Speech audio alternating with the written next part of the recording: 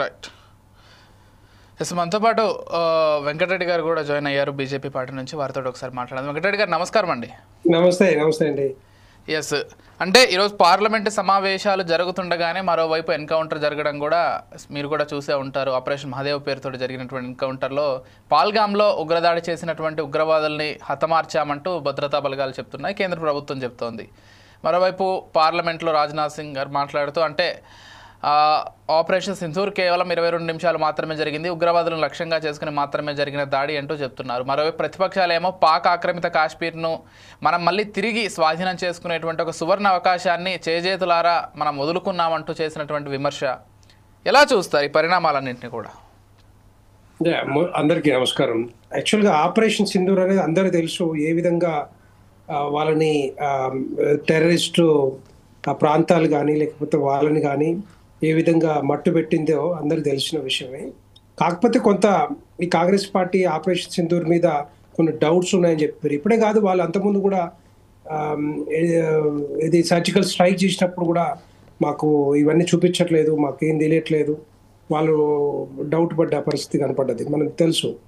కానీ ఇప్పుడు ఆపరేషన్ సింధూర్ అనేది ఏ విధంగా అటాక్ చేసి వాళ్ళని ఉన్న ప్రాంతాలను కూడా ఆపరేషన్ పాకిస్తాన్లో ఉన్న ఏదైతే టెర్రరిస్ట్ ప్రాంతాలని టార్గెట్ చేసి ఎవరికి హాని కలగకుండా ఏవైతే చేసామో డెఫినెట్గా ఎస్, మన బలగాల్ని డెఫినెట్గా మనం సపోర్ట్ చేయాలి. అదేవిధంగా ఏవైతే మనకి వీళ్ళకి ఏవైతే డౌట్స్ ఉన్నాయో, కొన్ని డౌట్స్ ఉన్నాయో ఇప్పుడు చర్చలు జరుగుతూ ఉన్నాయి. ఆ చర్చ సందర్భంగా కూడా వాళ్ళకి ఆ డౌట్స్ అన్ని క్లియర్ అవుతా ఉన్నాయి, కాంగ్రెస్ పార్టీ కానీ మిగతా ప్రతిపక్ష పార్టీలకి. ఎట్టి పరిస్థితుల్లో ఆపరేషన్ సింధూర్ అనేది కంటిన్యూషన్ ప్రాసెస్, ఇది అంతా కూడా ఆగిపోలేదు ఎక్కడ కూడా. ఇప్పుడు టైం వచ్చినప్పుడల్లా ఏ విధంగా అటాక్ చేయాలి, ఏ విధంగా వాళ్ళని మట్టు పెట్టాలి, తర్వాత ఈ పిఓకిని ఏ విధంగా కైవసం చేసుకోవాలనే ఆలోచనతోటి భారతీయ జనతా పార్టీ ప్రభుత్వం ఉంది, కేంద్ర ప్రభుత్వం. ఎట్టి పరిస్థితుల్లో అది మన ప్రాంతం, దాన్ని వదిలిపెట్టే ప్రసక్తి లేదని చెప్పి పలు సందర్భాల్లో, అనేక సందర్భాల్లో ప్రధానమంత్రి నరేంద్ర మోడీ గారు కానీ, అమిత్ షా గారు కానీ, రాజ్నాథ్ సింగ్ గారు కానీ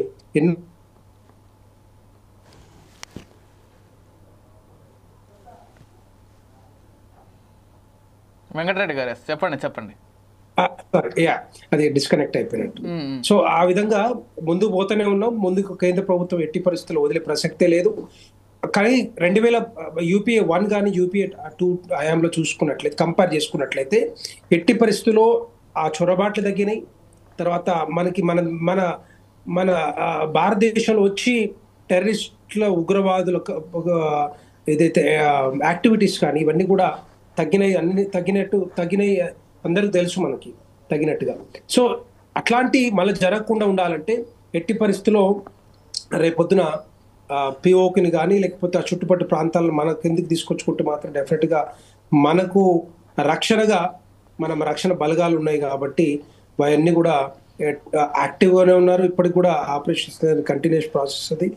సో ఎవరికి అనుమానం అవసరం లేదు.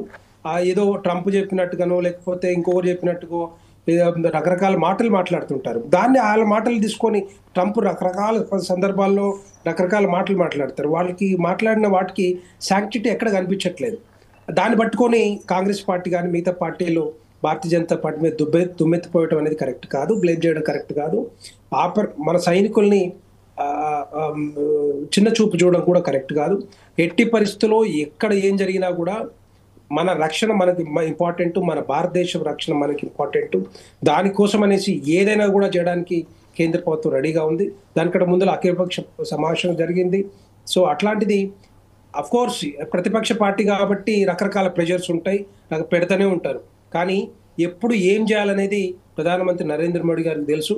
సో ఆ టైంలో రైట్ డిసిషన్ తీసుకొని తర్వాత భారతదేశానికి ఏం కావాలో ఏం చేయాలనో పక్కా తెలిసిన వ్యక్తిగా మరి ముందు పోతా ఉన్నారు.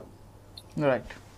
రామ్మూర్తి గారు ఏం చెప్తారని, అంటే మోదీ గారికి ఏ టైంలో ఏం చేయాలో మొత్తం తెలుసు, ఆయన అన్ని